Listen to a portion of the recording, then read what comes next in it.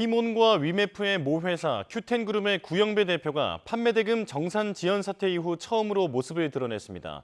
국회에 출석해 사죄의 뜻을 밝힌 구 대표에게 질타가 쏟아졌는데 특히 야당은 국정조사와 청문회까지 언급하며 정부 책임론을 꺼내들었습니다. 강민경 기자입니다. 티몬 위메프 판매 대금 대규모 정산 지연 사태의 총책임자로 지목되는 모 회사 큐텐그룹의 구영배 대표가 국회에 출석했습니다. 정산 지연 사태가 불거진 지 22일 만에 처음으로 공식석상에 등장한 겁니다. 이번 사태로 피해를 입으신 고객, 판매자, 그리고 파트너, 국민들께 진심으로 사죄드립니다. 연신 고개를 숙였지만 정확한 피해액을 추산할 능력이 없다는 등의 해명은 여야 의원들의 공분을 불렀습니다. 자, 정확하게 추산하고 있지 못하신 거죠? 네, 그렇습니다. 이거는 의도된 사기 행위다. 이 사태만 놓고 본다면 구영배 대표는 굉장히 비열한 기업입니다. 수갑 보내야죠, 수갑. 어떤 심정인지 알아요? 아세요? 그 돈 어디 있습니까? 정치권은 공정거래위원회와 금융감독원 등의 늑장 대응이 사실상 TMF 사태를 방치한 셈이라며 질타를 쏟아냈습니다. 여기에 구 대표의 답변 태도에 대한 지적도 잇따랐는데 그때는 지금처럼 그렇게 답변을 하셔갖고는 혼 많이 나실 겁니다. 괜찮은 기업인이나 괜찮은 회사를 시도했다는 증거가 없어요. 그거를 본인이 인정을 안 하시는 거예요. 나아가 야당 의원들은 국정조사와 청문회 카드 등 정부 책임론을 꺼내들며 압박 수위를 끌어올렸습니다. 기업의 도덕적 해이와 더불어서 윤석열 정부의 무능과 무책임 그리고 무대책이 만들어낸 비극이다. 앞서 열린 산자위 회의에서도 여야 의원들은 소상공인의 생존이 걸린 문제라며 중소벤처기업부를 포함한 관계부처의 조속한 대응과 재발 방지책 마련을 촉구했습니다. YTN 강민경입니다. 네, 지금 들어온 경제 소식입니다. 6월 생산은 줄어든 반면 소비와 설비 투자는 증가한 것으로 나타났습니다. 통계청이 발표한 6월 산업활동 동향에 따르면 생산은 광공업 등에서 늘었지만 공공행정과 건설업이 줄며 한 달 전보다 0.1% 감소했습니다. 생산은 5월에 이어 2달 연속 줄었습니다. 소매 판매는 승용차와 통신기기, 컴퓨터 등에서 판매가 늘어 1% 증가했습니다. 설비 투자는 반도체 제조용 기계와 금형, 주형 등에서 투자가 늘어 4.3% 증가했습니다. 구영배 큐텐 대표는 사태의 발단으로 지목된 미국 온라인 기업 위시를 인수하는데 티몬과 위메프의 판매 대금을 활용했다고 털어놨습니다. 사실상 횡령이라는 지적이 쏟아졌지만 구 대표는 한 달 안에 상환해 문제는 없었다고 주장했습니다. 박기환 기자입니다. 구영배 큐텐 대표는 지난 2월 티몬과 위메프의 판매 대금을 미국 기업 위시 인수자금으로 활용했다고 인정했습니다. 무슨 돈으로 지급한 거죠? 지금은 그때 그룹 내에 있는 자금을 다 모아 그 그룹 내에 있는 자금이 판매 대금들 아니에요? 포함되어 있는 것으로 알고 있습니다. 그렇죠? 티몬과 위메프가 입점업체에 줄 판매 대금 지급을 2달 가까이 미룬 채 그 돈을 큐텐이 빌려 인수합병에 쓴 겁니다. 이후 한 달 안에 위시의 보유자금으로 상환해 문제가 없다면서도 정작 입점업체에 줄 돈은 없다는 황당한 답변을 내뱉었습니다. 제가 알기로는 지금 현재 그 회사에 그 자본이 남아있지 않는 것으로 알고 있습니다. 가격 경쟁하다 보니까 그 돈의 대부분은 사실 프로모션으로 쓴 거예요. 잠깐만요. 그러면서도 지분 매각이나 투자를 통해 자신의 사업을 정상화하겠다며 사실상 정부 지원을 요구해 비난이 쏟아졌지만 돈이 1조 이상 증발됐는데 그게 어딨나 말을 안 해주시잖아요. 그러면서 나는 아닙니다. 할 말 있습니다. 저는 제대로 된 기업을 해보겠습니다. 돈을 돌릴 수 있는 기회를 주십시오로 오늘 말씀하시는 겁니다. 저는 구영배 회장이 티몬이라는 회사를 통해서 우리 국민들로 하여금 현금 인출기로 만들려고 했다고 생각합니다. 구 대표의 뻔뻔한 태도는 달라지지 않았습니다. 벤처기업에 대한 어떤 평가는 기본적으로 그 회사가 갖고 있는 포텐셜, 비전을 가지고 평가를 받는 자, 것이죠. 보세요. 샐러드한테 정상금은 언제쯤 줄 수 있는 거예요? 그 부분에 대해서는 지금 그 지분에 대해서는 아까 얘기했다시피 불가피하게 좀 양해를 부탁할 수밖에 없는 지금 상황인 것이 현실입니다. 시점을 못 얘기하십니다. 구 대표가 입장문을 통해 밝혔던 대책은 공연불로 드러났고 국회에서 드러난 판매 대금 유용 의혹은 결국 수사기관의 과제로 남게 됐습니다. YTN 박규환입니다. 이렇게 국회에 출석한 구영배 큐텐 그룹 대표는 이번 사태 해결을 위해 가용한 자금이 최대 800억 원이라고 말했습니다. 다만 곧바로 이 자금을 투입할 수는 없다고 말했는데요. 직접 들어보겠습니다. 자, 그러면 지금 동원 가능한 큐텐 그룹에서 동원 가능한 시제 규모 얼마입니까? 얼마나 됩니까? 죄송스럽게도 그룹이 갖고 있는 부분이 또 그 절차 부분에서 우리가 최대한 동원할 수 있는 자금 그건 800억인데 그 부분을 800억. 바로 이 부분으로 다 투입할 수 있을지에 대해서는 지금 자, 다음 개인 사제 동원하시겠다고 하셨어요. 그랬죠? 네, 맞습니다. 800억이 맥스가 갖고 있고 그 부분이 정산 자금으로 바로 쓸 수 없다는 또 한계가 있다는 것도 그럼 말씀드립니다. 800억 갖고 있습니다. 단 중국이라는 그 규제가 많기 때문에 그렇습니다. 그러니까 제가 말씀드리고 싶은 것은 자본시장을 활용할 수 있다는 겁니다. 기회를 주신다면. 이른바 TMF 사태와 관련해 금융당국은 1조 원이 넘는 액수에 달하는 자금 문제가 있다고 파악했습니다. 국회에서 이를 밝힌 이복현 금융감독원장은 특히 큐텐의 자금 추적 과정에서 강한 불법의 흔적이 있다며 검찰에 수사를 의뢰했다고 밝혔습니다. 직접 들어보겠습니다. 네. 제가 볼 때는 한 1조 3천억 정도 이상 피해액으로 예상이 되거든요. 그렇게 파악이 됩니까?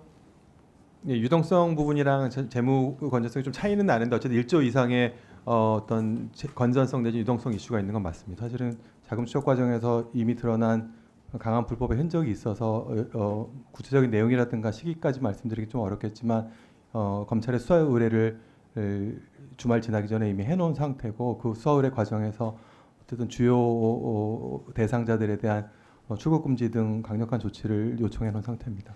예, 해주시기 바랍니다. 저희가 한 20여 명 가까운 인력을 지금 동원해서 검찰에도 이미 수사 인력을 파견해 놓고 어쨌든 공정이랑 같이 해서 최대한 노력을 하겠습니다. 기업 회생을 신청한 티몬과 위메프에 대해 법원이 이번 주 금요일 비공개 신문을 진행하기로 했습니다. 두 회사 대표를 직접 불러 회생을 신청한 경위 등을 들어보겠다는 건데 신청이 받아들여질지는 미지수입니다. 김철희 기자입니다. 대규모 환불 대란 사태를 빚은 티몬과 위메프가 기업회생을 신청하자 법원도 발빠르게 움직였습니다. 신청 나흘 뒤인 다음 달 2일에 회생 개시 여부를 판단할 비공개 신문을 진행하기로 한 겁니다. 류광진 티몬 대표이사와 류화연 위메프 대표이사가 직접 신문에 출석할 걸로 보이는데 재판부는 대표들을 상대로 회생 신청 경위 등을 따져 물을 예정입니다. 앞서 두 회사가 낸 도전 처분과 포괄적 금지 명령 신청 역시 인용됐습니다. 이에 따라 회생이 개시되기 전까지 티몬과 위메프는 법원 허가 없이 자산을 처분할 수도 채무를 갚을 수도 없게 됐습니다. 채권자들의 개별적인 강제 집행 역시 불가능합니다. 일부 채권자가 집행을 해간다든지 아니면은 이런 회사의 이런 중요재산을 처분한다든지 이런 것들을 방지하도록 함으로써 현재의 상태를 유지하도록 하는 그런 명령이라고 볼 수가 있습니다. 현재 서울회생법원은 사건의 중요성과 부채 규모 등을 고려해 안병욱 법원장이 속한 제2부에 사건을 배당한 상태입니다. 신문이 끝나고 나면 재판부는 회생 개시 여부를 한 달 안에 결정해야 하지만 두 회사가 자율 구조조정 지원으로 불리는 ARS 프로그램을 신청한 것이 변수입니다. ARS 절차가 시작되면 기업과 채권자가 현재 방안 등을 자유롭게 협의할 수 있도록 길게는 3개월이 주어지기 때문입니다. 이 때문에 피해자들 사이에선 결정 지연 때문에 피해가 더 커지는 것 아니냐는 우려도 제기됩니다. YTN 김철입니다. 대통령실이 김건희 여사 활동을 공식적으로 보좌할 제2부속실 설치 작업에 착수했습니다. 대통령실 관계자는 용산 대통령실에서 기자들과 만나 제2부속실 설치를 위한 직제 개정에 착수했다고 밝혔습니다. 이 관계자는 앞서 윤 대통령이 연초 KBS 대담에서 제2부속실 설치를 검토한다고 말하기도 했다며 국민 뜻을 수용해 제2부속실을 설치하게 됐다고 배경을 설명했습니다. 제2부속실장에는 장순칠 대통령실 시민사회 2비서관이 낙점된 것으로 알려졌습니다. 이와 함께 대통령실은 대통령 가족과 측근을 감찰하는 특별감찰관도 국회가 추천한다면 언제든지 임명하겠다는 입장입니다. 이렇게 대통령실이 국민의 뜻을 수용해 제2부속실을 다시 설치하겠다고 밝혔습니다. 정권마다 존폐를 반복하는 제2부속실, 과연 어떤 조직일까요? 간단하게 살펴보겠습니다. 제2부속실은 과거 청와대 부속실 가운데 하나로 대통령 배우자를 보조하기 위해 만들어진 기구입니다. 보통 5명에서 10명 사이로 조직되는데 배우자의 일정은 물론 의전, 의상까지 활동 전반을 담당하고 대통령과 함께하는 공식 행사, 해외 순방 같은 일정도 지원합니다. 제2부속실은 1972년 박정희 대통령의 지시로 처음 설치됐습니다. 당시 유경수 여사의 대외 활동을 지원하기 위해 대통령을 보조하던 부속실을 둘로 나눠서 대통령 담당 1부속실과 배우자 담당 2부속실로 분리했습니다. 이렇게 시작한 제2부속실은 이후 영부인들의 보조와 기구이자 영부인이 정치적 영향력을 발휘하는 창구 역할을 해왔습니다. 이렇게 40여 년을 이어온 제2부속실, 그러나 박근혜 정부 당시 이른바 비선 개입 논란으로 처음 폐지됐는데요. 곧바로 문재인 정부에서 다시 부활했지만 윤석열 대통령은 대선 공약으로 대통령 가족에 불과한 배우자에 대해 법 바깥의 지위를 관행화하는 건 맞지 않다며 다시 폐지했습니다. 과거부터 대통령 배우자를 둘러싼 논란은 숱하게 이어져 왔는데요. 이런 논란이 반복되는 이유는 대통령 배우자의 권한과 의무를 정하는 법적 규정이 없기 때문이라는 지적이 많습니다. 미국은 퍼스트레이디가 예산을 지원받는 공식 직책인데 한국 대통령의 배우자는 한마디로 민간인 신분이라는 거죠. 하지만 법적 지위와 별개로 대통령 배우자는 대통령과 가장 가까운 위치에 있다는 정치적 위상을 지닌 게 사실입니다. 결국 2년 만에 다시 설치되는 제2부속실, 대통령실은 대통령 배우자와 친족의 비위 행위를 감찰하는 특별감찰관도 국회가 추천하면 임명하겠다는 입장인데요. 이번 개편으로 대통령 배우자를 둘러싼 잡음이 줄어들지 지켜볼 일입니다. 윤석열 대통령과 국민의힘 한동훈 당대표가 어제 오전 용산 대통령실에서 비공개 회동을 한 것으로 확인됐습니다. 이번 독대는 정진석 대통령실 비서실장이 조율한 거로 전해졌습니다. 앞서 윤 대통령은 지난 24일 한 대표를 포함한 신임 여당 지도부와 경선 출마자들과 온찬을 했지만 이 자리에서는 한 대표와 따로 만나 대화를 진행하진 않았습니다.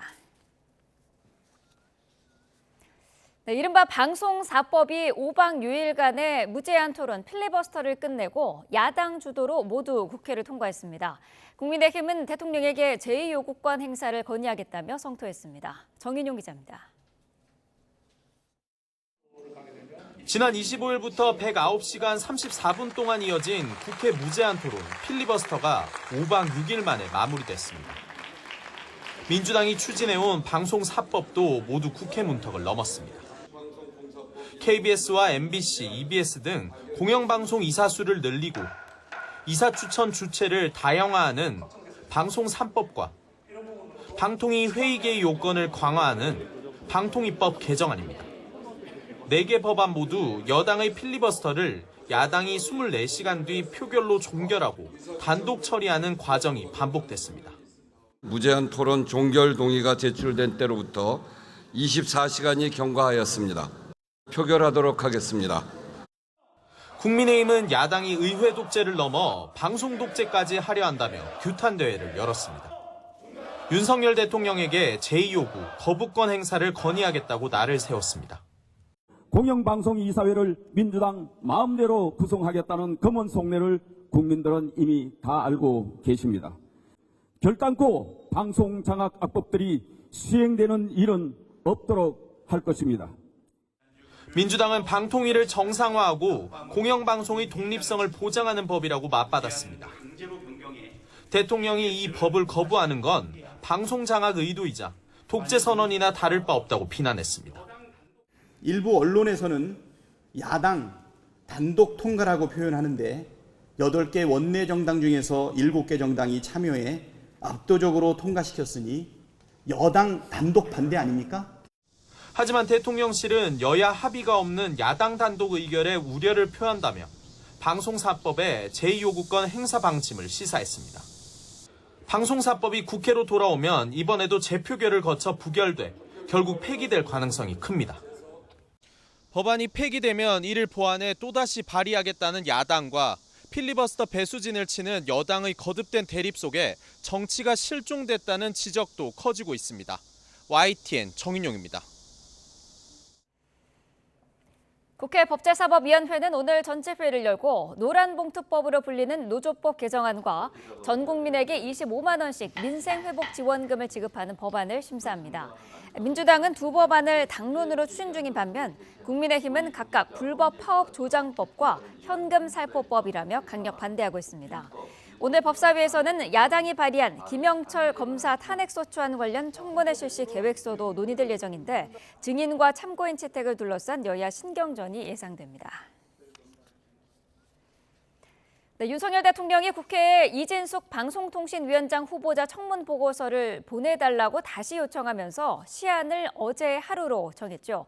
이르면 오늘 곧바로 임명까지 이어질 것으로 보이는데 민주당은 즉시 이 후보자 탄핵에 나서겠다고 엄포를 놨습니다. 손유정 기자입니다. 야당의 반대로 이진숙 방통위원장 후보자 인사청문 보고서 채택이 불발된 가운데 윤석열 대통령은 국회에 청문 보고서를 보내달라고 다시 요청했습니다. 최대 열흘까지 가능한 재송부 시한은 딱 하루로 정했습니다.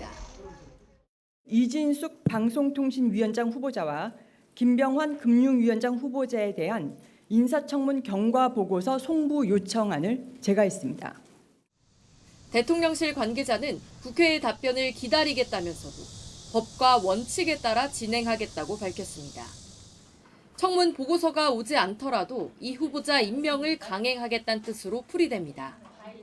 현재 공석인 방통위 부위원장도 함께 임명할 가능성이 큰데 2인 체제가 갖춰지면 이 후보자가 취임 당일 회의를 소집해 공영방송 이사 선임안을 의결할 거란 관측도 나오고 있습니다. 민주당은 비정상적인 2인 체제로 주요 사안을 의결해선 안 된다며 의결 즉시 이 후보자 탄핵을 추진하겠다고 예고했습니다. 윤석열 정권의 방송 장악을 막기 위해서 할 수 있는 모든 일을 다 하겠다. 방통위원장 인재풀이 고갈날 때까지 할 수밖에 없다. 타협할 수 있는 지점이 아니다. 반면 국민의힘은 행정부 인사는 대통령이 판단할 문제라며 즉시 탄핵을 강행하겠다는 야당 행태야말로 용납할 수 없다고 비판했습니다. 우리 헌법과 법률은 그런 탄핵을 허용하고 있지를 않습니다. 국회를 막무가내로 이것을 무슨 놀이터로 생각하면서 운영하는 거 아닌가. 방송 4법 처리에 이어 이진숙 후보자 인사청문회까지 공영방송 이사 선임 문제가 국회를 뜨겁게 달군 가운데 이 후보자가 임명되면 여야 갈등도 더 격화할 전망입니다. YTN 손유정입니다.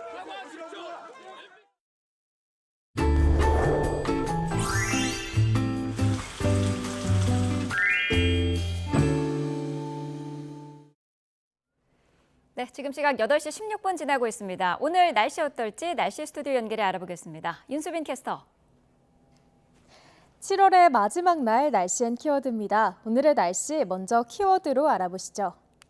바로 찜통과 수박입니다.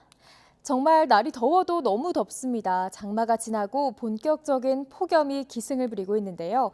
기온도 기온이지만 높은 습도 탓에 마치 찜통에 갇힌 듯 푹푹 찝니다. 밤사이 강릉에는 초열대야가, 그 밖의 지역은 열대야가 나타난 가운데 낮 동안에도 대부분 체감 온도가 35도 안팎까지 치솟겠습니다. 이렇게 무더운 날씨에는 여름 제철 과일인 시원한 수박이 생각이 납니다. 특히 여름철에는 땀을 많이 흘려서 무엇보다 수분 보충이 중요한데요. 수박의 수분 함유량은 무려 92%나 됩니다. 맛있는 수박을 고를 때는 껍질에 윤기가 나면서 검은색 줄무늬가 고르고 진한 게 좋고요. 꼭지가 마르지 않고 녹색을 띠고 있어야 신선하다고 합니다. 잘 익은 수박으로 건강과 시원함 모두 챙겨보시는 건 어떨까요? 네, 오늘 서울은 어제보다 더 덥다고요? 네, 밤사이에도 식지 못한 열기가 쌓이면서 폭염의 기세가 나날이 심해지고 있습니다. 오늘 서울 한낮 기온은 32도, 체감 온도는 33도까지 치솟으면서 무척 덥겠는데요. 퇴근길에도 30도를 웃도는 더위는 계속되겠고 밤사이 열대야로 이어지겠습니다. 전국 대부분 지역에 폭염특보가 발령 중인 가운데 오늘 낮 기온은 어제보다 1에서 2도가량 높아 무척 덥겠습니다. 대전의 한낮 기온 33도, 광주 34도, 대구는 사람 체온보다 높은 37도까지 치솟겠습니다. 온열 질환이 우려되는 만큼 한낮 시간 무리한 야외 활동은 자제하시는 게 좋겠습니다. 낮 동안 자외선에도 주의가 필요하다고요? 네, 맞습니다. 오늘 대체로 맑은 하늘이 펼쳐지면서 자외선이 무척 강하겠습니다. 대부분 높음에서 매우 높음 수준을 보이겠고요. 제주도와 전남, 진도는 위험 수준까지 치솟겠습니다. 이 정도면 수십 분 이내에도 화상을 입을 수 있는 만큼 자외선 차단에도 각별히 신경 써주셔야겠습니다. 당분간 폭염과 열대야가 맹위를 떨치는 가운데 다가오는 금요일에는 기압골의 영향으로 중북부 곳곳에 비가 내릴 전망입니다. 오늘도 즐거운 하루 보내세요. 지금까지 날씨 앤 키워드의 윤수빈이었습니다.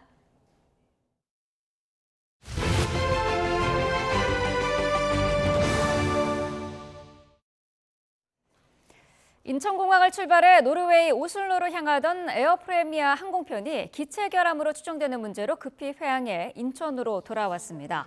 회항 당시 항공기는 장시간 비행한 상태로 YTN 제보 영상을 보면 카자흐스탄 상공에서 인천으로 항로를 변경한 것으로 확인됩니다. 이로 인해 300여 명의 승객이 인천공항에 발이 묶여 불편을 겪고 있는 것으로 알려졌습니다.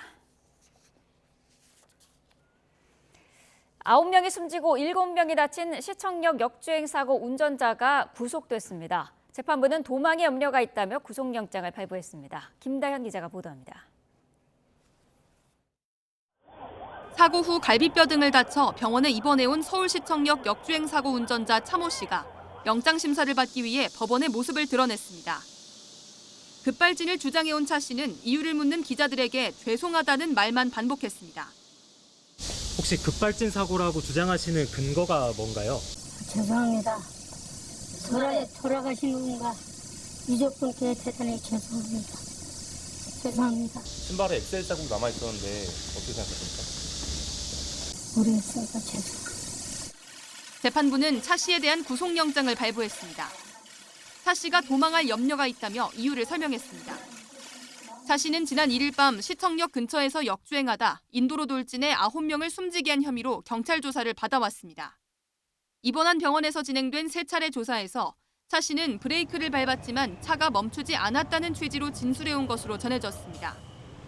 하지만 경찰은 그동안의 수사를 통해 혐의가 어느 정도 입증됐다는 입장입니다.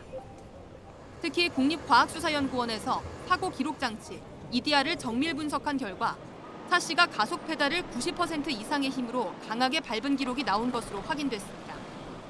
이에 따라 경찰은 차 씨가 브레이크와 가속 페달을 혼동해 사고가 났을 가능성에 무게를 두고 있는 것으로 보입니다. 경찰은 차 씨가 구속된 만큼 조만간 수사를 마무리하고 사건을 검찰로 송치할 방침입니다. YTN 김다현입니다. 같은 아파트 주민에게 일본도를 휘둘러 숨지게 한 남성이 피해자가 자신을 미행하는 스파이라고 생각해 범행을 저질렀다는 취지로 경찰에 진술했습니다. 경찰은 정신감정 등을 검토하고 있습니다. 배민혁 기자입니다. 30대 남성 A씨는 한밤중 같은 아파트 단지 주민을 향해 70cm가 넘는 일본도를 휘둘렀습니다. 피해 남성은 아파트 주차장 입구 쪽에서 피를 흘리며 발견돼 병원으로 옮겨졌지만 끝내 숨졌습니다. 경찰은 A씨를 살인 혐의로 긴급 체포해 수사에 나섰습니다. 간이 마약 검사를 하려고 했지만 A씨가 거부해 모발과 소변에 대한 압수수색 영장을 신청할지 검토하고 있습니다. 경찰은 현재까지 A씨가 정신질환 이력은 없는 것으로 확인했는데 필요하면 정신감정도 의뢰할 예정입니다. A씨는 지난 1월 검을 구매하면서 장식용으로 소지할 수 있도록 경찰 허가를 받았는데 결국 살해도구로 쓰이면서 도검 관리 체계를 점검해야 한다는 지적도 나옵니다.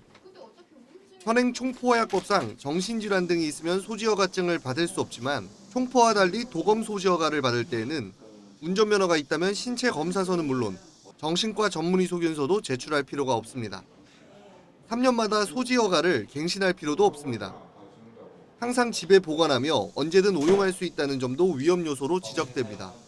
뭐 엽총이라는 총포 같은 경우에는 파출소 등에 보관하고 수렵 허가 기간 동안에만 이제 나와 쓸 수 있게 되어 있는데, 그런 도검이라고 한다면은 그냥 개인 소지가 가능했다는 점에서 향후에도 이제 이런 부분들이 이렇게 범죄로 남용될 수 있는, 범죄에 사용될 수 있는 부분들에 대해서 구조적으로 어떠한 조치를 취하는지에 대한.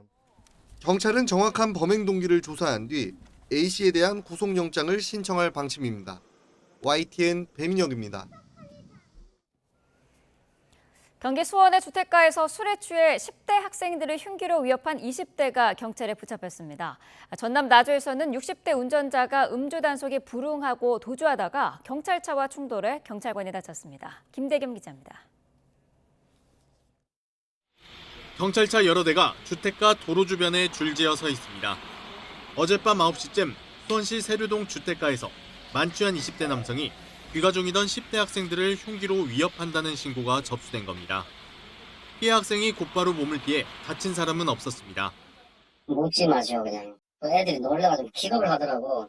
아니라고 내가 막 소리 질러서 또 쟤라고. 걔가 칼 버리고 막 도망가려는데 경찰관이 따라가서 잡은 거죠. 경찰은 남성을 상대로 범행 경위를 추궁하고 있습니다. 비슷한 시간 전남 나주에서는 경찰 음주 단속에 불응하고 달아나던 SUV가 도주로를 막고 있던 경찰차와 충돌해 그대로 전복됐습니다.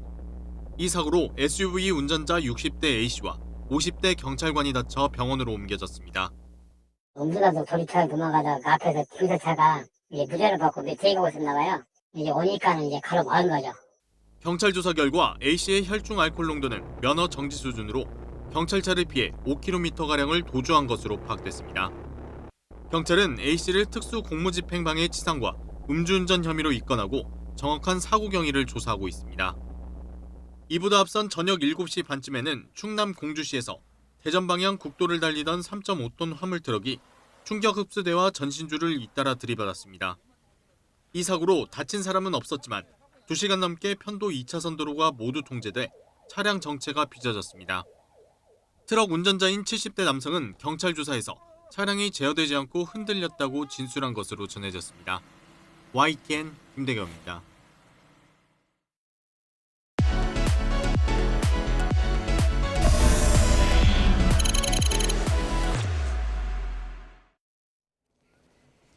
네, 주요 사건 사고 범죄학의 시선으로 들여다보겠습니다. 오윤성 순천향대 경찰행정학과 교수와 함께합니다. 어서 오십시오. 네, 안녕하세요. 네, 자 그젯밤에 발생한 사건부터 알아보겠습니다. 1m가량의 일본도를 휘둘러서 이웃을 살해한 남성이 붙잡혔는데 평소에 친분도 없었던 사이였다고 해요. 네, 이게 이제 지난 그 29일 오후 11시 27분에 그 서울 은평구에 있는 한 아파트 정문에서 발생된 사건인데요. 네. 30대 남성이 전체 길이가 120cm, 날 길이만 한 80cm 정도 되는 흉기를 가지고 일본도라고 알려져 있죠. 네. 이 40대 남성을 공격을 했는데요. 이 40대 남성 같은 경우는 의식이 있는 상태에서 병원으로 이송이 됐지만 이송 도중에 안타깝게도 끝내 사망을 했고요. 네. 지금 이 가해자 같은 경우는 범행 직후 본인의 집으로 달아났다가 사건 발생 1시간 뒤에 경찰에 의해서 긴급 체포된 사건인데, 사실 이 두 사람 간에 있어서는 뭐 같은 아파트에 사는 정도고 뭐 얼굴 정도는 알았을지도 모르겠는데 네. 그 이전에 어떤 그 선행 관계가 전혀 없었다라고 하는 그런 점에서 이것을 일종의 그 이상동기 범죄하고 유사한 것이 아닌가라고 네. 판단이 됩니다. 집 밖으로 어쨌든 이런 긴 칼을 들고 나왔다는 것 자체가 조금 의아스러운 부분인데 이 부분은 어떻게 보고 계세요? 그게 이제 조금 저희가 주목되는 부분입니다. 네. 통상 이제 그 사람과 사람 간에 있어서의 어떤 그 갈등이 있으면 거기서 화가 나면 뭐 집에 가서 흉기를 들고 나와서 공격하는 그런 경우는 있는데 네. 이분 같은 경우는 아예 그 120cm 되는 그 칼을 가방에다 넣고 바깥을 다녔단 말이죠. 네. 그렇기 때문에 어떻게 보면은 타인을 공격할 의도를 가지고 아예 이 흉기를 들고 뭐 소위 그쪽에서 피해자를 선택하기 위해서 어슬렁거리면서 피해자를 포착하고 공격을 한 것은 아닌가. 즉 범행 이전에 범행 의도를 미리 가지고 다녔다라고 우리가 간주할 수 있겠습니다. 네, 자 피해자가 자신을 미행하는 스파이다, 뭐 이렇게 생각을 해서 범행을 저질렀다는 취지로 경찰에 진술을 했다고 하는데 약물이라든지 뭐 병력이라든지 그런 거 확인할 필요가 있겠어요. 그렇습니다. 지금 이제 처음에는 그 얘기가 안 나왔는데 네. 지금 이제 그 뭐 자기를 감시하는 스파이다 이렇게 얘기를 하는데 이제 음주 상태는 아닌 것으로 밝혀졌고요. 네. 그리고 이제 마약 검사를 하려고 하니까 그 마약 검사를 거부했기 때문에 지금 아마 이제 영장을 받아서 강제로 모발이라든가 소변에 대한 검사를 갖다가 할 것 같은데, 근데 이제 사실 이 사람 같은 경우는 이제 평소에 이 아파트에서 여러 가지 어떤 그 주민들의 평을 보게 된다면 좀 평이 별로 좋지가 않았어요. 네. 그래서 이제 뭐 고성을 지르거나 또는 뭐 갈등이 있거나 고함을 지르거나 이렇게 해서 또 경찰이 출동한 그런 일도 있다라고 하는데, 특히 이제 이번에 문제가 된 그 일본도 같은 경우는 금년 1월에 구입을 했다라고 하는데, 네. 지금 이제 들리는 얘기로는 이 사람이 대기업에 다니다가 실직을 했다라고 그래요. 그게 이제 지난달이라 그러는데, 근데 이것을 왜 이제 구입을 했는가라고 하는 그런 것 등을 포함을 해서 광범위한 어떤 그 수사가 필요할 것으로 보입니다. 네, 주변인들의 얘기도 잠깐 언급을 해주셨는데 여기와 관련해가지고 대기업에서 실직한 이후에 놀이터에서 일본도 그 칼을 들고 나와서 아이들에게 칼싸움을 하자 이렇게 얘기를 했던 적도 있다고 해요. 그게 이제 실직을 한 것이 한 달 정도 됐다라고 하는데, 그 이후에 그 일본들을 가지고 아이들이 노는데 우리 한번 칼싸움 하자. 이거 정말 끔찍한 일인데요. 그렇죠. 실제로 이제 제가 보는 그 시각에서는 좀 이제 이 칼을 가지고 있다라고 하는 것은 이 약한 자기를 보완할 수 있는 그런 어떤 심리, 우쭐한 심리가 있거든요. 네. 그것을 이제 일종의 또 우리가 무기 효과라고도 하는데, 자기를 화나게 하는 그 대상은 자기가 예컨대, 이거는 하나의 예를 드는데, 만약에 자기가 같이 근무하던 그 직장에서의 어떤 그 상사와의 갈등이 있었다라고 한다면 그 사람과 어떻게 동일시하는 그런 어떤 그 감정 또는 심리를 가지고 뭔가 준비를 하고 있지 않았었는가. 왜 그러냐면 정상적인 사람 같으면 거기에 어린 아이들이 노는데 우리 그 징검을 들고 나가서 칼싸움하자라고 하는 얘기를 하기가 상당히 어려운 그런 상황이죠. 네.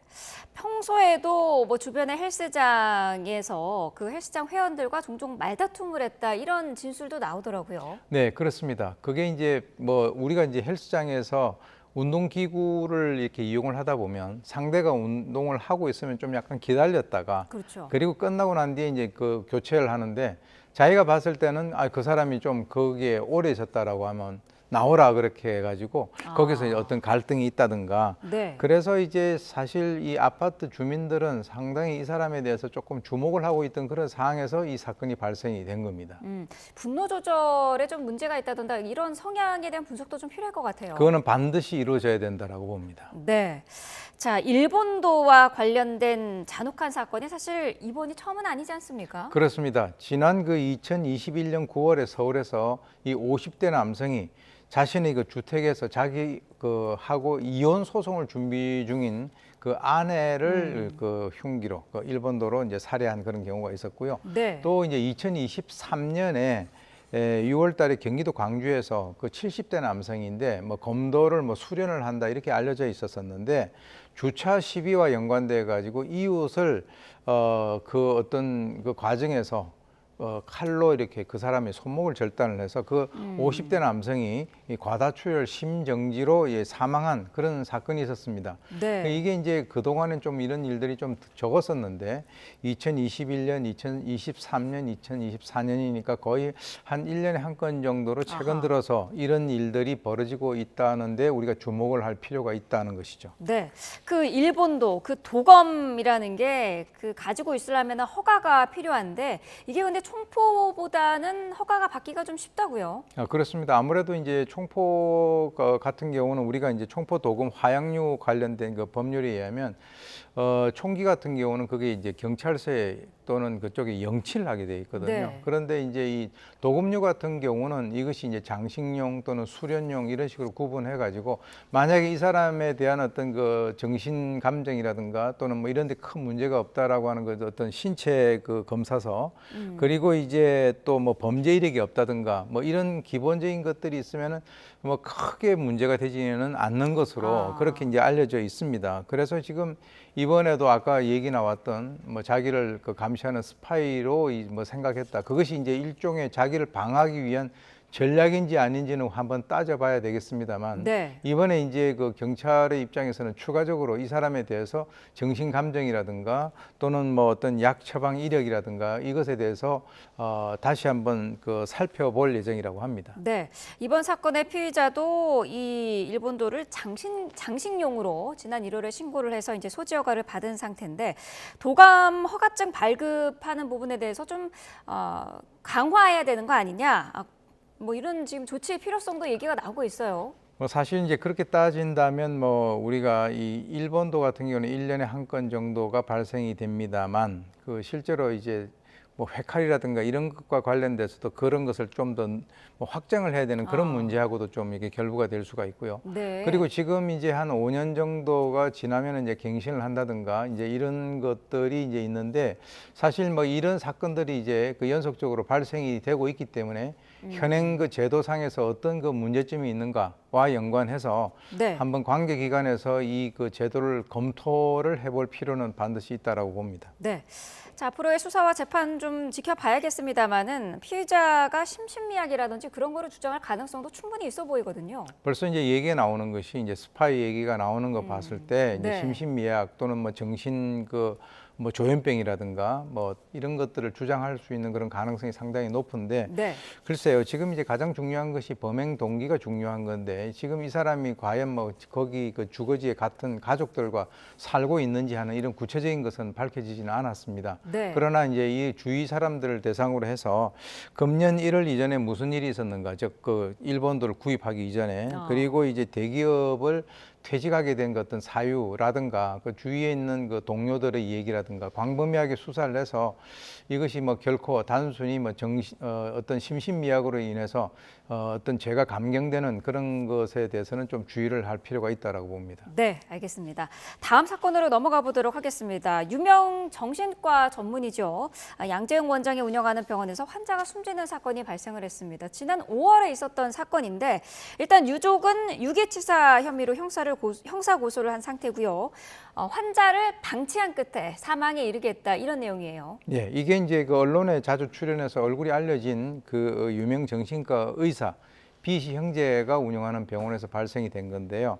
이번에 이제 숨진 A 씨 같은 경우는 다이어트 약 그 중독 치료를 위해서 지난 5월 10일 날 입원을 해가지고 네. 치료를 받아왔는데 5월 26일 날 그 저녁 7시경에 이제 복통을 호소하면서 배변 관리가 좀 문제가 있다. 이렇게 해서 이제 이 소란을 일으킨다는 이유로 그 병원에서는 혼자 머무는 1인 안정실에 격리를 시켰습니다. 네. 그러니까 이제 배가 아프니까 계속 문을 두들기고 이렇게 자정 넘어까지 하다 보니까 새벽 00시 30분에 간호조무사하고 보호사 등이 약을 먹이고 침대에 아예 묻고 방치를 했어요.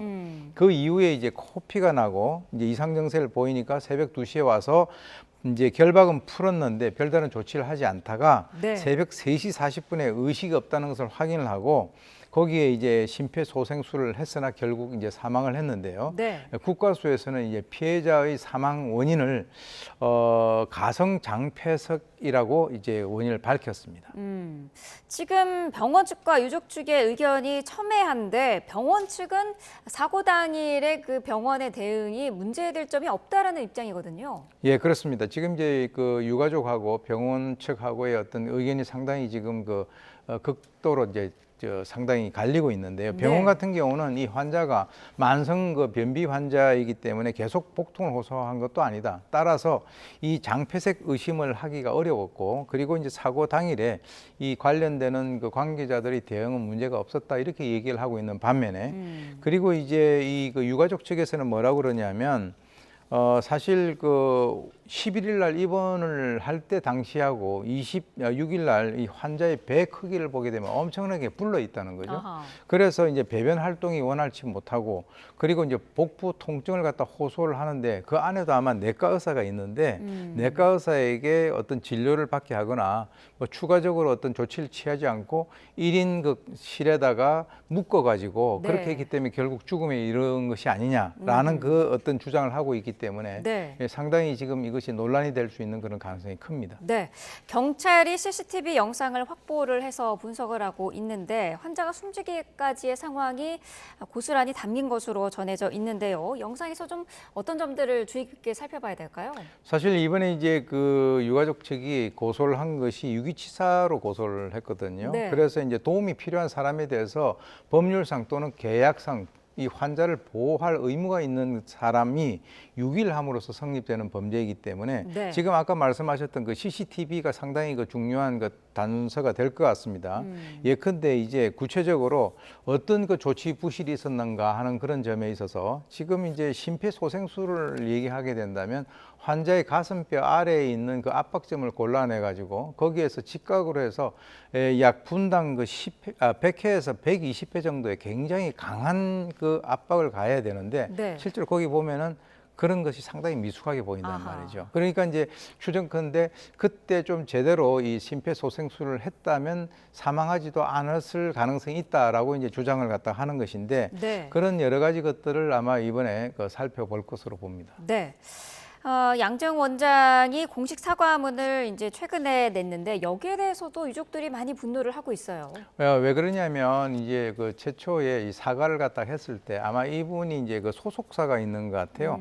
이 소속사 명의로 이제 사과문을 내고 하니까 네. 유가족 측에서는 아니 의사가 아니고 무슨 연예인이냐라고 하는 그런 것에 좀 불만이 상당히 있는 것 같고요. 네. 그리고 이제 유가족 측의 주장은 이번에 사과하는 그 시점과 연관돼서 유가족의 그 전화번호를 알면서도 사과를 하고 있지 않다가 어떤 얘기를 하게 되면은 변호사를 통해서 뭔가 해결해라 이렇게 하다가 언론에 보도가 되니까 이번에 사과를 한 것은 이것은 그 언론 플레이가 아니냐라고 하는 그런 식으로 이제 현재 주장을 하고 있습니다. 네.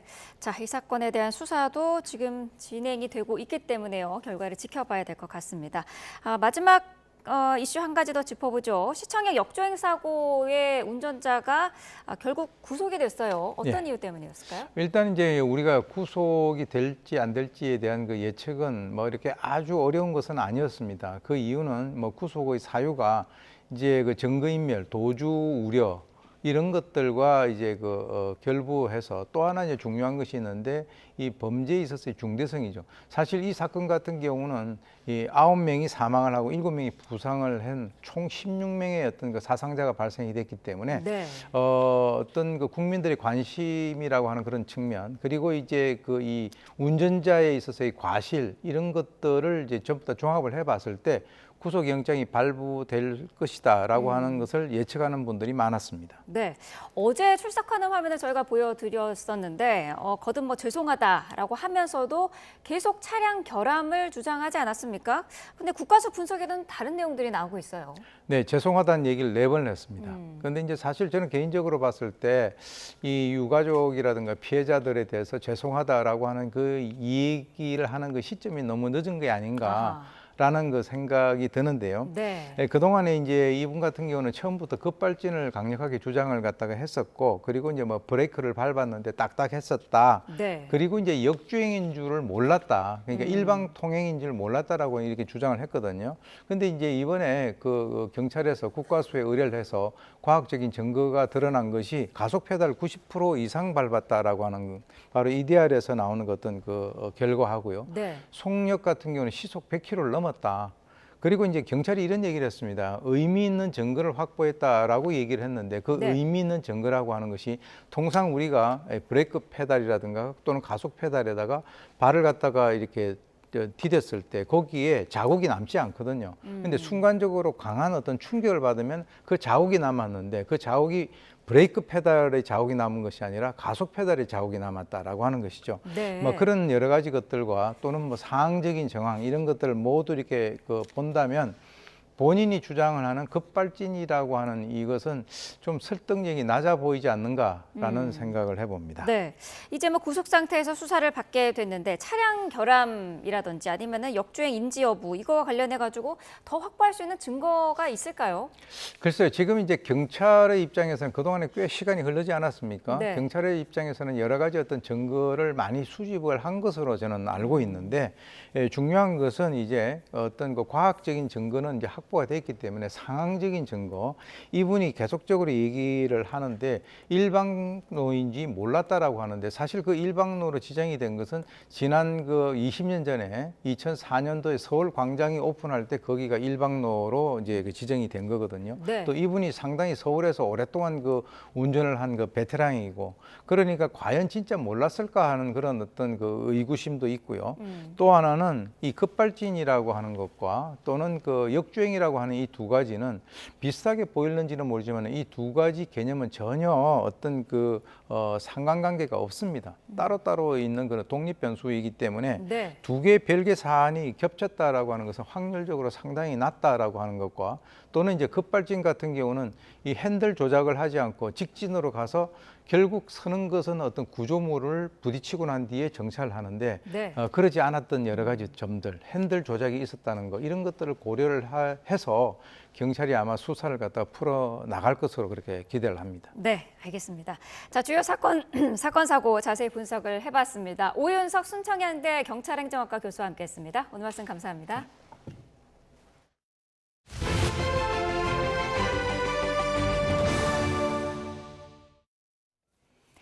네, 군 첩보 임무를 수행하는 국군정보사령부 소속 군무원이 군사기밀을 유출한 혐의로 구속됐습니다.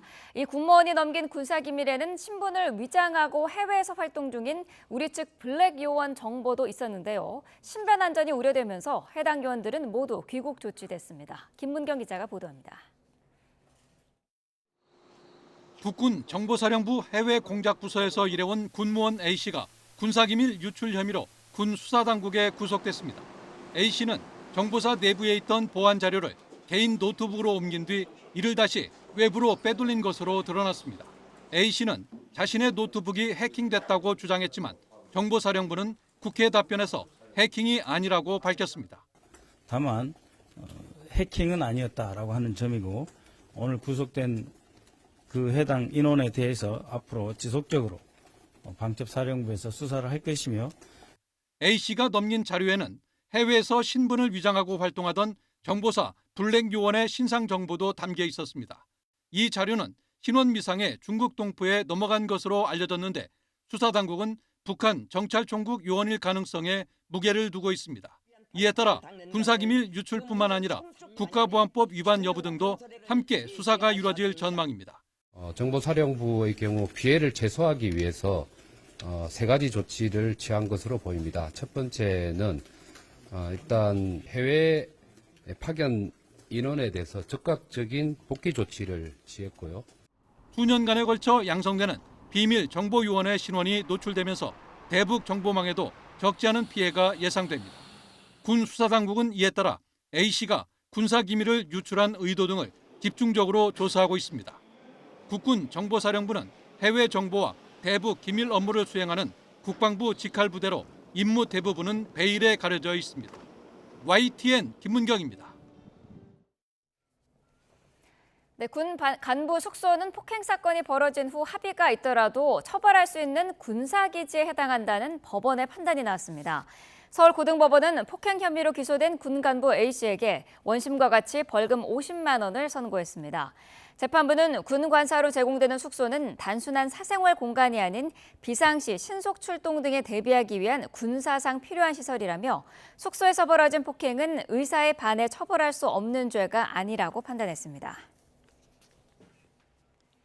이스라엘이 레바논 베이루트 외곽을 공습했습니다. 사흘 전 어린이 12명이 사망한 골란 고원 축구장 폭격을 지시한 헤즈볼라 지휘관이 목표였다고 이스라엘군은 밝혔는데 전면전 우려가 더욱 커지고 있습니다. 황보선 기자입니다.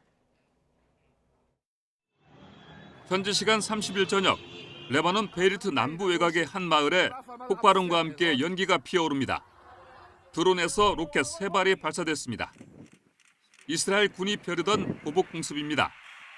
이 공격으로 병원 옆 아파트 건물이 부서졌고 인명피해도 발생한 것으로 전해졌습니다. 이스라엘 국방장관은 레드라인을 넘은 헤즈볼라 지휘관이 목표였다고 밝혔습니다. 지난 27일 어린이 12명이 사망한 골란고원 축구장 공습의 책임자로 지목한 사람입니다. 이 공습이 있기 몇 시간 전에는 헤즈볼라가 먼저 이스라엘 쪽으로 로켓을 발사했습니다.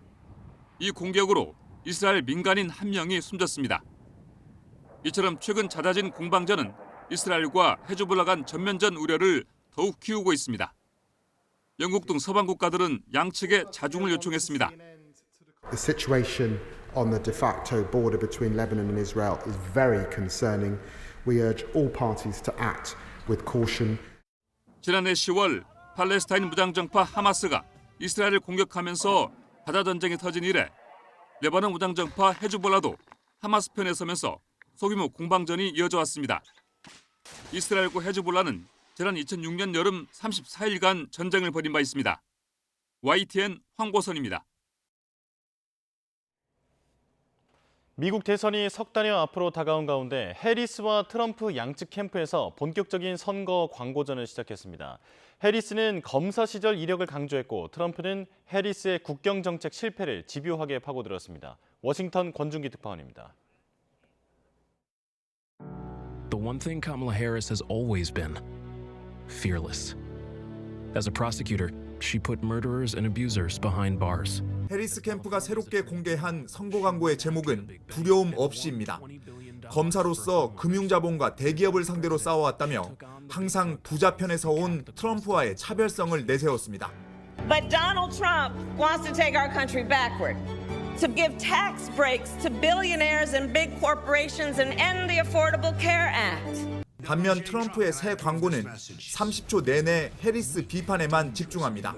This is America's border czar, and she's failed us. 국경 정책 실패로 범죄자와 마약, 테러리스트가 쏟아져 들어왔다며 해리스는 대통령이 될 자격이 없다고 지적했습니다. You haven't been to the border. And I haven't been to Europe.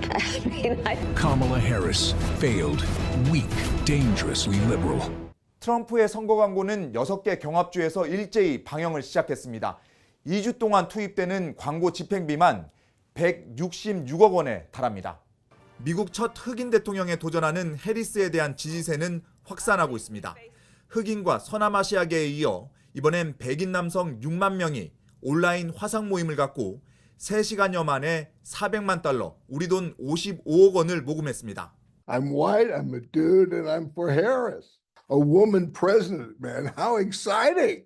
트럼프 공개 지지에 나선 일론 머스크는 대통령 도널드를 입력하면 자동 완성 추천 단어로 오리가 가장 먼저 뜬다며 구글이 자동 완성 검색을 막았다고 주장했습니다. 트럼프의 장남은 거대 IT 기업들이 해리스를 도우려고 선거 개입을 시도하는 정황이라며 머스크 주장에 맞장구 쳤습니다. 워싱턴에서 YTN 권중입니다. 카멀라 해리스 부통령이 도널드 트럼프 전 대통령에게 오차 범위 내에서 앞서며 컨벤션 효과를 누리고 있는 것으로 드러났습니다. 로이터 통신이 지난 26일부터 사흘간 미국 성인 1000명을 대상으로 조사한 결과 해리스 부통령은 43% 지지를 얻어 42%를 기록한 트럼프 전 대통령을 오차 범위 내에서 근소하게 앞섰습니다. 지난주 같은 조사에서도 해리스는 44% 지지율로 42%를 얻은 트럼프를 상대로 오차 범위 내에서 우위를 보였습니다. 마두로 현 대통령의 3선이 공표된 베네수엘라 대통령 선거를 두고 부정 논란이 커지고 있습니다. 수천 명이 항의 시위에 나선 가운데 야당은 자체 집계를 토대로 승리를 선언했고 중남미 각국은 물론 유엔 사무총장도 개표 기록을 투명하게 공개하라고 촉구했습니다. 김도원 기자입니다. 대통령 선거 다음 날 마두로 대통령 당선 발표에 항의하는 시민들이 거리로 몰려 나왔습니다. 성난 시위대는 마두로의 전임자이자 정치적 스승 차베스 전 대통령의 동상을 쓰러뜨리기도 했습니다. 경찰은 최루탄을 쏘며 해산에 나섰고 일부 시위대는 돌을 던지며 저항했습니다. A pensar otra vez, quizás volver a irse. ¿Qué vamos a hacer? Aquí no se puede estar, esto es una dictadura. Quedó claro el día de ayer. 공식 집계된 마두로 대통령의 득표율은 51%. 이번 승리로 3선의 18년 집권을 내다보는 좌파 마두로 대통령은 부정선거 의혹을 파시스트 반혁명 세력의 쿠데타 시도라고 일축했습니다. Pero les digo a los complotados, a los involucrados y a los que avalen esta operación contra la democracia venezolana que la película ya la sabemos. 하지만 선관위는 투표소별 개표 결과를 공개하지 않았고 법으로 보장된 야당 참관인의 활동도 막았습니다. 야당은 자체 입수한 개표 기록을 토대로 자신들의 에드문도 곤살레스 후보 득표율이 73%에 이른다며 승리를 주장했습니다. 아르헨티나 등 중남미 9개국은 개표 결과 검증을 요구하는 공동 성명을 냈고 좌파가 집권한 브라질과 칠레도 의문을 제기했습니다. 유엔도 목소리를 냈습니다. The Secretary General calls for complete transparency and encourages the timely publication of the election results and a breakdown by polling stations. 베네수엘라는 부정선거 의혹을 제기한 각국에 대사 소환을 통보하는 것으로 응수했습니다.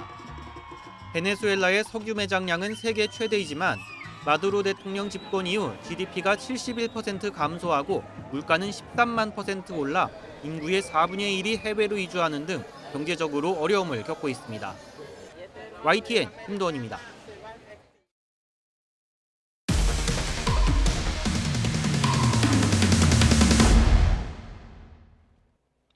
최근 우리나라 축구 국가대표팀의 감독 선임 과정을 둘러싼 잡음이 컸는데요. 테니스계에선 불법 찬조금 수수 의혹이 제기된 지도자가 조만간 주니어 국제대회 국가대표 감독직을 수행할 예정이어서 파장이 예상됩니다. 김민성 기자의 단독 보도입니다.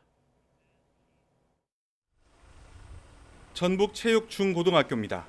이 학교 테니스부 20대 계약직 코치 한 명이 지난 6월 말 스스로 그만뒀습니다. 학교장 지시 불이행 문제와 불법 찬조금 수수 의혹이 한꺼번에 터진 겁니다. 21년 8월에 임용이 됐는데 그때는 매달 150만 원씩 받았다고 하고요. 그다음에 23년도 10월부터는 200만 원씩 받았다고 그래요.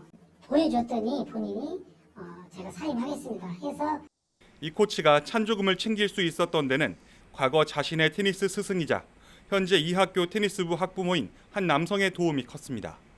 이 남성은 같은 부 학부모들로부터 자신의 초등학생 자녀 명의로 지정 기부를 받는 수법을 썼습니다. 학부모들이 다달이 10만 원 남짓을 전북테니스협회 통장으로 지정 기부 송금하면 이 돈이 최종적으로 코치에게 흘러간 것으로 전해졌습니다. 테니스부 학생은 19명입니다. 한 학부모는 코치에게 간다는 걸 알고도 혹시 자녀에게 불이익을 줄까 봐 돈을 안 낼 수가 없었다고 털어놨습니다. 전북테니스협회는 이런 불법 찬조금이 오간 과정을 몰랐다고 합니다. 그런데 협회 홈페이지에 공개된 기부금 내역에는 석연치 않은 부분이 눈에 띕니다. 다른 지정 기부는 단돈 10,000원짜리까지 모두 공개됐는데 해당 초등학생 앞으로 입금된 기록 수백 건이 모조리 누락된 겁니다. 전북테니스협회는 처음엔 단순 실수라고 했다가 나중엔 개인 기부자가 지정 기부한 내용은 일부러 빼고 공개했다고 말을 바꿨습니다. 전북교육청은 일단 학교에 장학사를 보내 감사에 착수했고 사실로 드러나면 청탁금지법 위반 혐의로 경찰에 고발할 방침입니다. 당사자 조사도 필요한데 코치의 출국 스케줄 때문에 당분간은 어렵게 됐습니다. 8월 초 체코에서 열리는 월드 주니어 테니스 대회 본선에 국가대표 남자부 감독으로 출전하기 때문입니다. 대한테니스협회는 코치가 연루된 불법 찬조금 의혹이 있는지 몰랐다고 해명했습니다. 그러면서 의혹이 아직 사실로 드러난 게 아닌데다 대회가 임박해 당장 감독을 교체할 수는 없다고 덧붙였습니다. 해당 코치는 기자와 통화에서 불법 찬조금을 받은 사실이 없고 학교를 나온 건 힘들어서였다고 말했습니다. 초등학생 자녀 명의로 지정 기부를 받은 남성 학부모는 취재팀에 수차례 전화와 문자 메시지에도 명확히 설명하지 않았습니다. YTN 김민성입니다. 카드게임을 즐기며 술을 마시는 홀덤 펍에서 불법 도박 사례가 늘면서 경찰이 대대적인 단속에 나섰는데 이번엔 홀덤 관련 협회가 불법 환전소 역할을 하다 적발됐습니다. 회원 업소에서 오간 판돈을 기부금 명목으로 받아 승자에게 지급하는 방식으로 운영해 왔는데 상금을 탄 참가자들도 수사 대상에 오를 것으로 보입니다. 차상은 기자입니다. 둥근 테이블에 둘러앉은 사람들이 카드게임을 즐기고 있습니다. 평범한 홀덤펍처럼 보이지만 실제로는 불법 도박이 이루어졌습니다. 이곳을 비롯해 전국의 52개 홀덤 업소들은 40대 A씨가 지난 2021년 서울에 설립한 비영리 법인 홀덤협회에 가입했습니다. 과거 인기 드라마 주인공에게 바둑을 가르치고 홀덤 업계에서도 이름이 알려진 A씨는 연예인을 내세워 회원 업소를 모집했습니다. 업소에서 오간 판돈을 기부금 명목으로 협회로 송금받고는 수수료를 뗀 나머지를 승자에게 상금으로 입금했습니다. 협회가 사실상 불법 환전소 역할을 한 겁니다. 이런 방법으로 협회로 오간 돈은 경찰이 확인한 액수만 64억 원에 이릅니다. 판돈의 일부를 제외한 나머지 금액을 불법 환전한 것으로 드러났으며 각 업소들은 협회 소속 회원사로 등록되어 있어 수사기관의 단속을 피할 수 있다고 홍보하여 도박 참가자들을 끌어모았으며 업소들은 협회에 신고한 것 외에도 별도의 도박판을 벌여 참가비와 환전 수수료를 챙긴 것으로 드러났습니다. 경찰은 범죄 수익이 100억 원이 넘을 거로 보고 있습니다. 협회장 A씨와 업주 2명을 구속한 경찰은 범행에 가담한 다른 업주와 딜러 등 156명도 함께 입건했습니다. 경찰은 서울시의 체육 법인 취소를 요청하고 상금을 타간 4천여 명에 대해서도 수사를 이어갈 계획입니다. YTN 차상입니다. 서울 강남의 한 식당을 찾은 외국인 손님들이 생활 쓰레기를 봉투째로 버리고 갔다는 제보가 들어왔습니다. 양도 많고 악취까지 심했는데 식당 측은 일부러 쓰레기를 두고 간 것으로 보고 경찰에 신고했습니다. 권준수 기자입니다. 평일 늦은 점심시간 식당에 외국인 손님 2명이 들어옵니다. 그런데 남성 손에 들린 커다란 봉투가 눈에 띕니다. 식사를 마친 두 사람이 식당을 떠나는데 의자 옆에 내려놓은 봉투는 그대로 놔둡니다. 나중에 봉투를 발견한 식당 직원은 황당했습니다. 먹다 남은 사과, 햄버거 포장지 같은 쓰레기가 한가득 담긴 말 그대로 쓰레기 봉투였습니다. 김밥, 배 껍데기, 포장재부터 해가지고 별게 다 들어있더라고요. 네, 악취가 딱 여는 순간에 좀 났었습니다. 커피 이제 테이크아웃 잔 정도 놓고 가시는 분들은 계시지만 생활 쓰레기 아예를 통째로 놓고 가시는 분은 처음이라서. CCTV를 확인한 직원들은 이들이 쓰레기 봉투를 일부러 버리고 갔다고 보고 경찰에 신고했습니다. 그 쓰레기 놔두던 곳을 딱 보고 휠깃하고 가시더라고요. 그거 보고 이거는 일부러 놔두고 왔구나. 이제 열어봤더니 분리수거해야 될 항목이 한두 개가 아니더라고요. 자리를 정리하는 김에 쓰레기도 치워줄 수 있는 것 아니냐고 가볍게 생각할 수 있지만 경범죄 처벌법에 따라 10만 원 이하의 벌금을 물 수 있습니다. 경찰에 신고한 만큼 카드 결제 내역 등을 조회하면 신원 추적도 가능합니다. 식당은 물론 남의 집 앞에 쓰레기를 버려도 문제인데 쓰레기로 피해가 생기면 손해배상 소송을 당할 수도 있습니다. 쓰레기라든지 쓰지 못하게 된 물건을 마음대로 이제 버리는 경우에 처벌하는 규정이 있기는 합니다. 개인이 관리하는 장소에 투기를 하는 경우라면 업장의 영업을 방해할 수도 있기 때문에 조금 더 높게 처벌할 수 있을 것이라 생각됩니다. 공원 같은 공공장소에 생활 쓰레기를 버리다가 적발되는 경우에도 처벌받는 만큼 주의가 필요합니다. YTN 권준수입니다. 오늘 새벽 1시 40분쯤 경부고속도로 남청주 나들목 부근에서 부산 방향으로 달리던 4.5톤 활어 운반 차량에서 불이 났습니다. 이 불로 다친 사람은 없었지만 차가 모두 불에 타고 활어도 폐사해 4천여만 원의 재산 피해가 났습니다. 경찰과 소방은 브레이크 과열로 인해 불길이 시작된 것으로 보고 정확한 화재 원인을 조사하고 있습니다. 어제 저녁 7시 반쯤 충남 공주시에서 대전 방향 국도를 달리던 3.5톤 화물 트럭이 충격 흡수대와 전신주를 잇따라 들이받았습니다. 이 사고로 다친 사람은 없었지만 2시간 넘게 편도 2차선 도로가 모두 통제돼 차량 정체가 빚어졌습니다. 트럭 운전자인 70대 남성은 경찰 조사에서 차량이 제어되지 않고 흔들렸다고 진술한 것으로 전해졌습니다.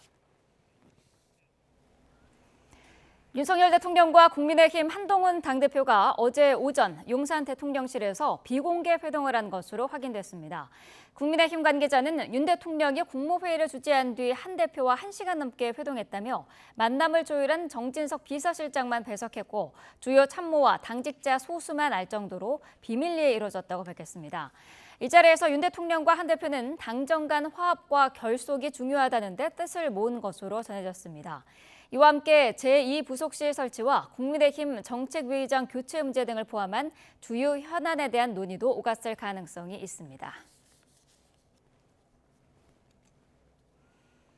네, 대통령실이 윤석열 대통령의 부인 김건희 여사를 보좌할 제2부속실을 다시 설치하기라고 직제 개정에 착수했습니다.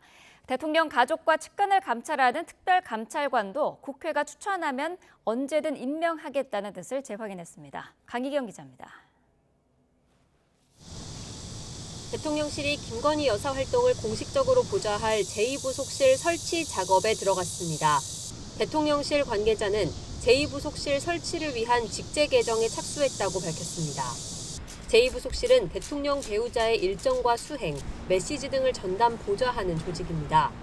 윤 대통령은 대선 후보 시절 김 여사 활동과 관련한 논란을 줄이기 위해 제2부속실 폐지를 공약했고 취임 후 이를 이행했습니다. 그러나 논란이 이어지며 여야를 막론하고 제2부속실 설치 필요성이 꾸준히 제기되어 왔고 올해 들어서는 대통령실도 기류가 바뀌었습니다. 더 나아가 윤 대통령도 지난 2월 부활 검토를 공식화했습니다. 제2부속실을 비롯한 그런 제도들은 지금 검토를 하고 있습니다. 다만 설치 실효성에 대한 의문이 여전해 본격적인 작업이 이뤄지지 않고 있었는데 대통령실 관계자는 국민 뜻을 수용해 제2부속실을 만들기로 최종 결심하게 됐다고 설명했습니다. 국민의힘 전당대회에서 한동훈 대표를 비롯한 모든 후보가 제2부속실 설치 필요성에 공감하고 김 여사 수사 관련 논란도 이어지는 만큼 논의에 속도가 붙은 것으로 보입니다. 제2부속실장으로는 장순칠 시민사회수석실 시민사회 1비서관이 내정된 것으로 전해졌습니다. 이와 함께 대통령실은 대통령 가족과 측근을 감찰하는 특별감찰관에 대해서도 국회가 추천한다면 언제든지 임명하겠다는 입장을 거듭 강조했습니다. 그러나 당장 제2부속실 설치에 대해서도 야당은 방탄용 조치라고 반발하고 있어서 특별감찰관 임명까지는 시간이 더 걸릴 것으로 보입니다. YTN 강희경입니다. 대통령실이 김건희 여사의 명품 가방 수수 사실을 신고하지 않았다고 검찰에 회신한 것으로 전해졌습니다. 서울중앙지방검찰청은 윤 대통령의 신고 여부를 확인하기 위해 보낸 공문에서 최근 이 같은 내용의 답변을 받은 것으로 알려졌습니다. 검찰은 김 여사의 명품 가방 수수가 윤 대통령 직무와 관련성이 있는지 등을 따져 윤 대통령에게 신고 의무가 있었는지 등을 확인할 전망입니다. 이른바 방송사법이 5박 6일간의 무제한 토론 필리버스터를 끝내고 야당 주도로 모두 국회를 통과했습니다. 국민의힘은 대통령에게 제2요구권 행사를 건의하겠다며 성토했습니다. 정인용 기자입니다. 지난 25일부터 109시간 34분 동안 이어진 국회 무제한 토론 필리버스터가 5박 6일 만에 마무리됐습니다. 민주당이 추진해온 방송사법도 모두 국회 문턱을 넘었습니다. KBS와 MBC, EBS 등 공영방송 이사 수를 늘리고 이사 추천 주체를 다양화하는 방송 3법과 방통위 회의계의 요건을 강화하는 방통위법 개정안입니다. 4개 법안 모두 여당의 필리버스터를 야당이 24시간 뒤 표결로 종결하고 단독 처리하는 과정이 반복됐습니다. 무제한 토론 종결 동의가 제출된 때로부터 24시간이 경과하였습니다. 표결하도록 하겠습니다. 국민의힘은 야당이 의회 독재를 넘어 방송 독재까지 하려 한다며 규탄 대회를 열었습니다. 윤석열 대통령에게 제2요구 거부권 행사를 건의하겠다고 날을 세웠습니다. 공영방송 이사회를 민주당 마음대로 구성하겠다는 검은 속내를 국민들은 이미 다 알고 계십니다. 결단코 방송장악악법들이 수행되는 일은 없도록 할 것입니다. 민주당은 방통위를 정상화하고 공영방송의 독립성을 보장하는 법이라고 맞받았습니다. 대통령이 이 법을 거부하는 건 방송장악 의도이자 독재선언이나 다를 바 없다고 비난했습니다. 일부 언론에서는 야당 단독 통과라고 표현하는데 8개 원내 정당 중에서 7개 정당이 참여해 압도적으로 통과시켰으니 여당 단독 반대 아닙니까? 하지만 대통령실은 여야 합의가 없는 야당 단독 의결에 우려를 표한다며 방송사법의 제2요구권 행사 방침을 시사했습니다. 방송사법이 국회로 돌아오면 이번에도 재표결을 거쳐 부결돼 결국 폐기될 가능성이 큽니다. 법안이 폐기되면 이를 보완해 또다시 발의하겠다는 야당과 필리버스터 배수진을 치는 여당의 거듭된 대립 속에 정치가 실종됐다는 지적도 커지고 있습니다. YTN 정인용입니다.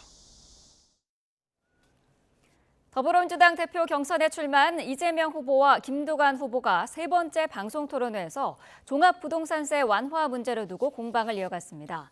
김 후보는 만약 자신이 이 후보처럼 종부세 완화를 주장했다면 겉과 속이 다르다는 뜻의 이른바 수박으로 몰렸을 거라며 이 후보에게 입장을 철회할 생각이 없느냐고 물었습니다. 이 후보는 종부세를 폐지하자는 게 아니라면서 민주당이 종부세에 갇혀 정치적으로 압박받을 필요가 없고 종부세에 교조적으로 매달려 국민에게 고통을 줘서도 안 된다고 강조했습니다.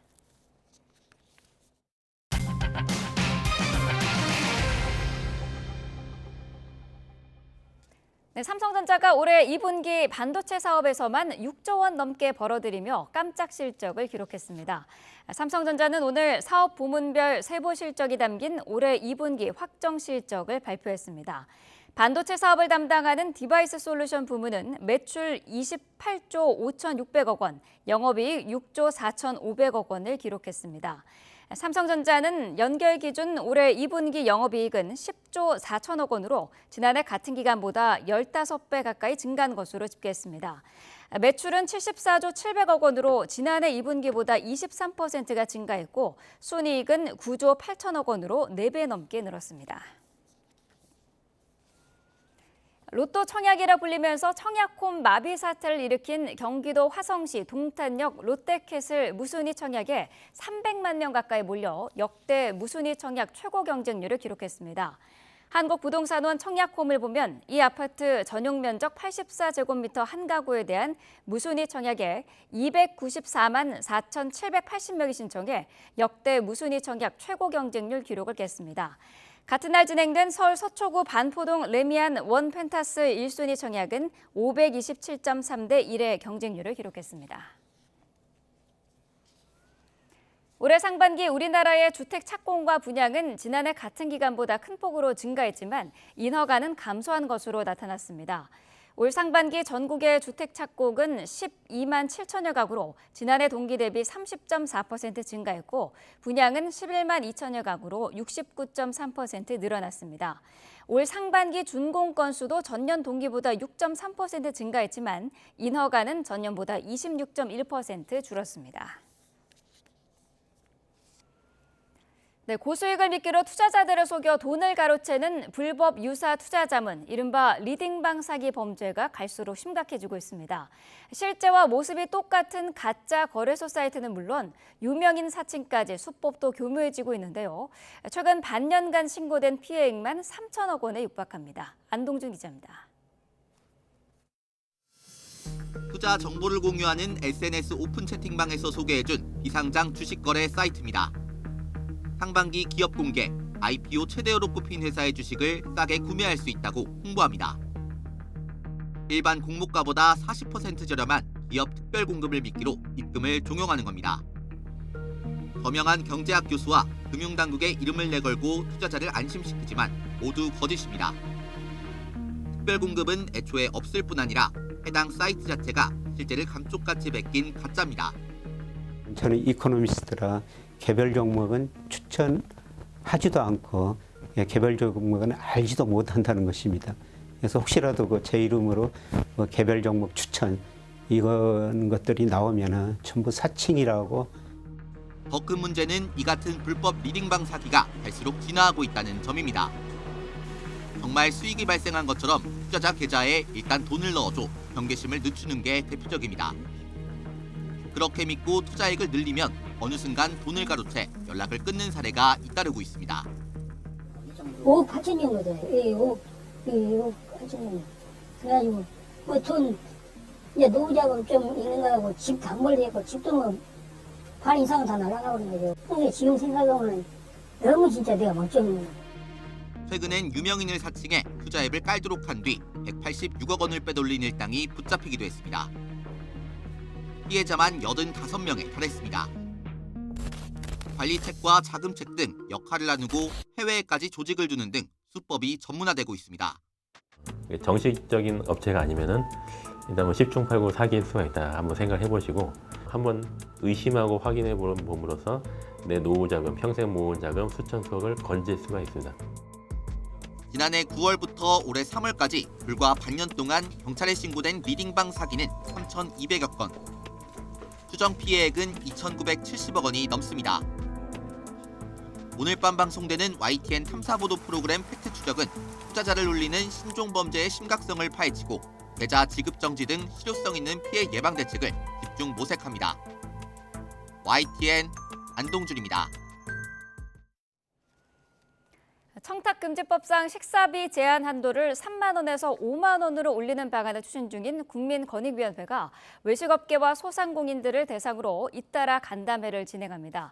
권익위는 지난 29일 인천 소래포구 전통 어시장을 시작으로 오늘은 서울 가락 농수산물 종합 도매시장을 찾는 등 합리적 청탁금지법 운영 방안을 찾기 위해 전국 주요 민생 현장 방문을 이어가고 있다고 밝혔습니다. 한국은행이 오늘 6월 금융기관 가중 평균 금리를 발표합니다. 지난달 발표한 5월 은행권 대출 금리는 한 달 만에 반등했습니다. 다만 가계대출 가운데 주택담보대출은 7개월 연속 내리면서 재작년 5월 이후 최저치를 기록했습니다. 시장금리 내림세 속에 정부 압박으로 은행권이 가산금리를 올리고 있는 만큼 가계대출 금리 초이에 관심이 쏠리고 있습니다. 파리올림픽에서 현지 시간 30일로 예정됐던 남자 철인 3종 경기가 센강 수질 오염으로 하루 연기됐습니다. 이에 따라 남자 철인 3종 경기는 현지 시간 31일 오전 8시 여자 경기가 끝난 뒤 10시 45분에 열립니다. 세계 철인 3종 경기 연맹은 최근 센강의 수질이 개선됐지만 경기가 열리는 일부 구간의 수치가 여전히 기준치 이상이라고 밝혔습니다. 앞서 파리올림픽 조직위원회는 오늘 철인 3종 경기가 시작되기 전에 수질이 충분히 개선될 것이라고 장담했습니다. 파리올림픽 두 번째 주엔 마라톤 수영 경기도 센강에서 열릴 예정입니다. 센강의 수질은 파리 주변 지역 강우량의 영향을 크게 받는데 올림픽 개막식이 열린 지난 26일 폭우가 내려 처리되지 않은 폐수가 센강으로 유입됐습니다.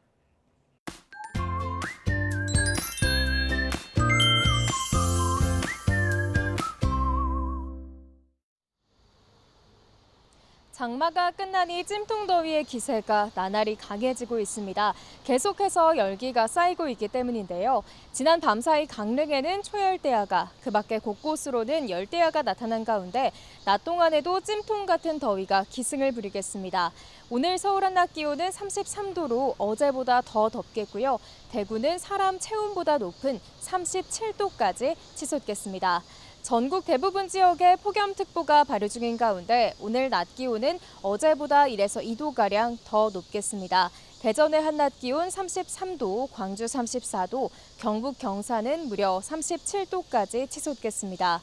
또 전국적으로 자외선이 무척 강하겠습니다. 대부분 높음에서 매우 높음 수준을 보이겠고요. 제주도와 전남 진도는 위험 수준까지 치솟겠습니다.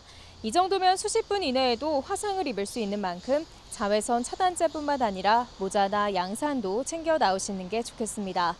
당분간 폭염과 열대야가 맹위를 떨치는 가운데 다가오는 금요일에는 기압골의 영향으로 중북부 곳곳에 비가 내릴 전망입니다.